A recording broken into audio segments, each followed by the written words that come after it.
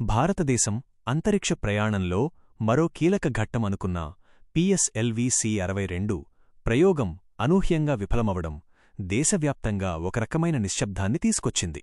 సాధారణంగా ఇస్రో అంటేనే విజయం, ఖచ్చితత్వం, ప్రపంచానికి భారతదేశాన్ని గర్వంగా నిలబెట్టే సంస్థ అనే భావన ప్రజల్లో బలంగా ఉంది. అలాంటి ఇస్రో నుంచి వచ్చిన ఈ వార్త మొదట నమ్మశక్యం కానట్టుగా అనిపించింది. ప్రయోగం ప్రారంభమైనప్పటినుంచి చివరి క్షణాల వరకు అందరూ స్క్రీన్లకు అతుక్కుపోయి చూస్తుండగా ఒక్కసారిగా మిషన్ పూర్తిగా విజయవంతం కాలేదు అన్న ప్రకటన దేశవ్యాప్తంగా నిరాశను నింపింది. ఈ ప్రయోగం ద్వారా భూమి పరిశీలన ఉపగ్రహమైన EOSN-1ను కక్షలోకి ప్రవేశపెట్టాలని ఇస్రో లక్ష్యంగా పెట్టుకుంది. ఈ ఉపగ్రహం భారతదేశానికి అత్యంత కీలకమైన అవసరాల కోసం రూపొందించబడింది. వాతావరణ మార్పులు, వరదలు, కరువులు, తుఫాన్లు, వ్యవసాయ భూముల పర్యవేక్షణ, అటవీ ప్రాంతాల సంరక్షణ, పట్టణ విస్తరణపై అధ్యయనం వంటి అనేక అంశాల్లో ఈ ఉపగ్రహం కీలక పాత్ర పోషించాల్సి ఉంది. ప్రత్యేకంగా విపత్తుల సమయంలో ముందస్తు హెచ్చరికలివ్వడంలో ఇది ప్రభుత్వానికి ఒక బలమైన సాధనంగా మారాల్సి ఉంది. అలాంటి ఉపగ్రహం ప్రయోగం విఫలమవడం ప్రభుత్వస్థాయిలోనే కాకుండా శాస్త్రీయ వర్గాల్లోనూ తీవ్ర ఆలోచనలకు దారితీసింది. ప్రయోగం మొదలైన క్షణం నుంచి రాకెట్ ప్రయాణం ఎంతో సాఫీగా సాగింది.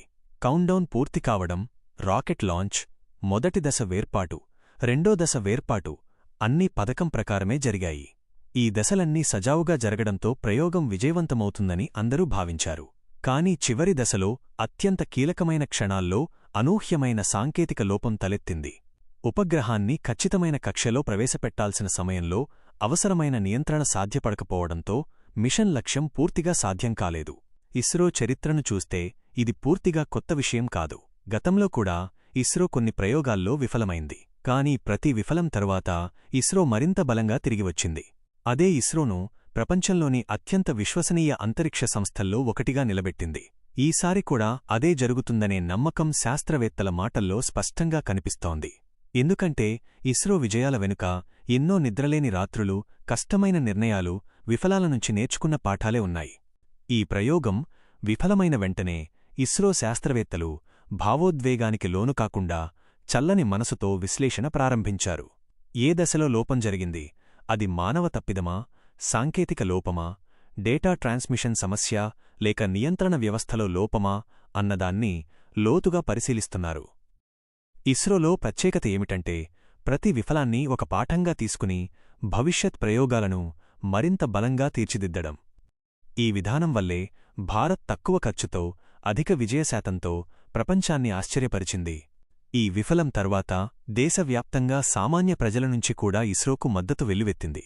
సోషల్ మీడియా నుంచి సాధారణ చర్చల వరకు ఇది ముగింపు కాదు, ఇది మరో ఆరంభం అనే భావన వినిపించింది.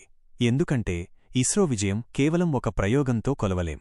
చంద్రయాన్, మంగళయాన్, అనేక వాణిజ్య ఉపగ్రహాల ప్రయోగాలు, అంతర్జాతీయ కస్టమర్ల నమ్మకం ఇవన్నీ ఇస్రో స్థాయిని స్పష్టంగా చెబుతాయి.